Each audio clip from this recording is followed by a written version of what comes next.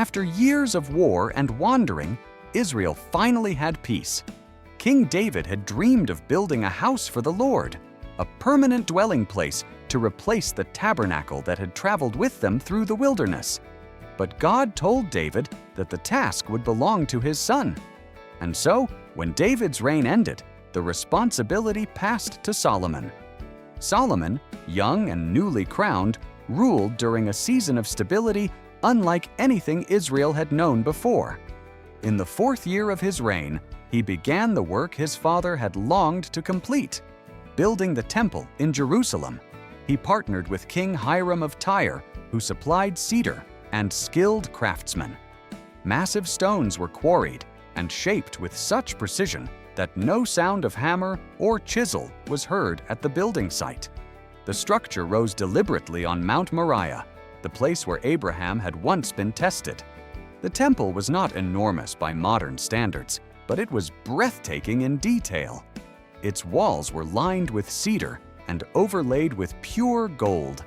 Carvings of palm trees and cherubim covered the interior.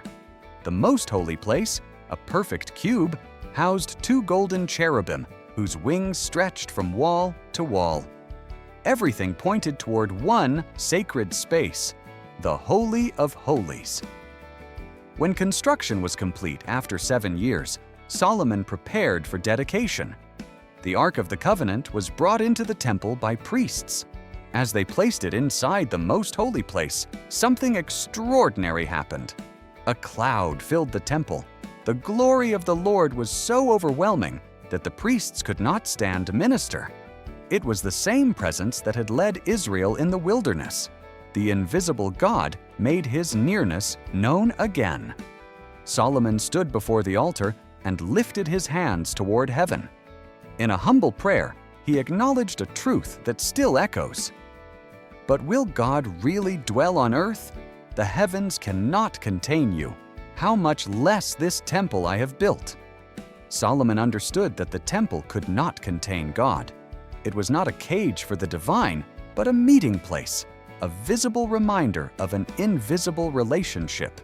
He prayed that when people turned toward this place, God would hear. When they sinned and repented, God would forgive. When foreigners came seeking the Lord, God would answer them too, so that all nations might know his name. Then Solomon offered sacrifices beyond counting. Israel celebrated for 14 days. The nation rejoiced because they believed that the Creator of heaven and earth had chosen to place his name among them. That night, the Lord appeared to Solomon and affirmed what had happened. "I have heard your prayer and chosen this place for myself." Yet the promise came with a warning.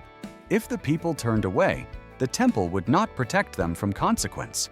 For generations, Solomon's temple stood as the spiritual center of the nation. Pilgrims journeyed there to worship. Priests offered daily sacrifices. It symbolized covenant and divine presence. Yet the deeper message of Solomon's temple was this: God desires to dwell with his people, not because he needs walls of cedar and gold, but because relationship has always been his purpose. The temple was stone and gold. What made it holy was not architecture, it was presence.